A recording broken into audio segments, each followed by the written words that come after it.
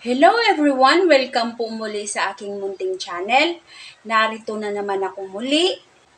Dahil tag-ulan ngayon, magluluto tayo ng champurado na parisan natin og toyo. Ang mga gagamitin lang natin, 1/4 na malagkit or 250 grams.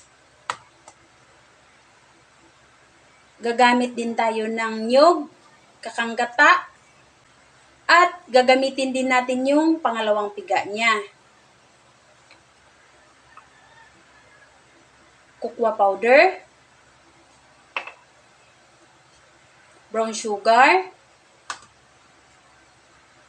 tuyo, at mantika. Una nating gawin, hugasan lang natin yung malagkit.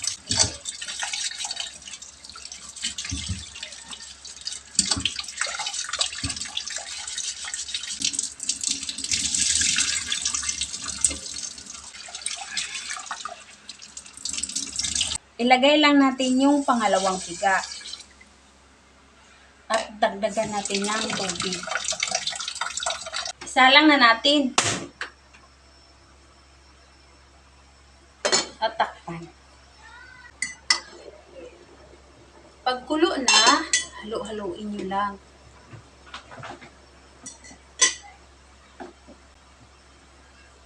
Once na kumulo guys, huwag nyo nang takpan kasi baka aapaw. Pag sa tingin nyo luto na yung malagkit, ilagay lang natin yung cocoa powder. Mag-ingat kayo sa pagbili ng cocoa powder guys kasi baka ang mabili ninyo yung gabuhangin or yung gabalas-balas kasi pangit yun. Pag kumain ka, parang may maiiwan na buhangin sa dila mo. Masarap tong champurado na to guys. Kahit ilagay nyo lang to sa ref, abot to ng 1 linggo. Init-initin nyo lang. Pag medyo tumutuyo, dagdagan lang natin ng tubig.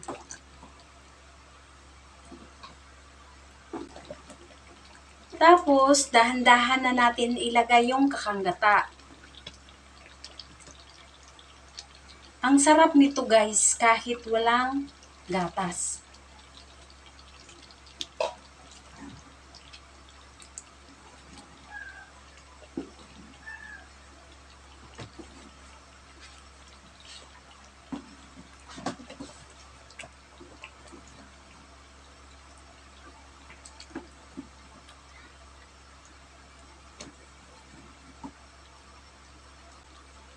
Tapos, maglagay na tayo ng asukal.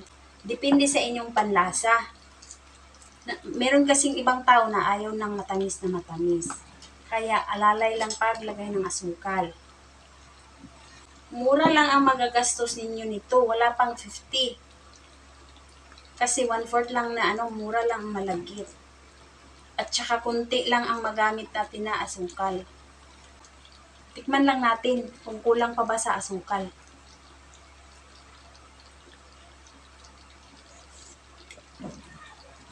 Dagdagan natin kunti.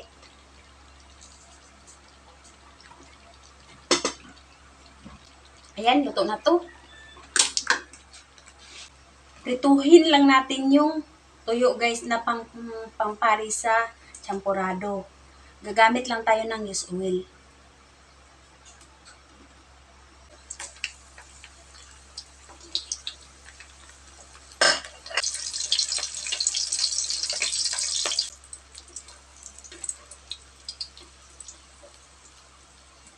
Ayan na guys, luto na yung champurado na giparisan natin ng tuyo.